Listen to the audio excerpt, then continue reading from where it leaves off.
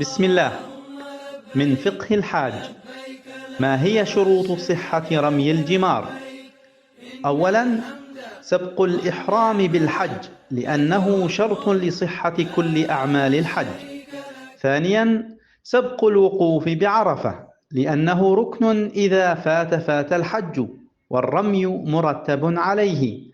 ثالثا، أن يكون المرمي حجرا، فلا يصح الرمي بالطين والمعادن والخشب والبلاستيك.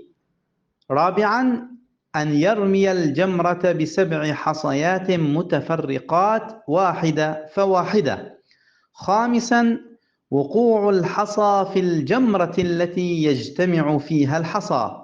سادسا، ترتيب الجمرات في رمي أيام التشريق، وهو أن يبدأ بالجمرة الصغرى ثم الوسطى ثم جمرة العقبة.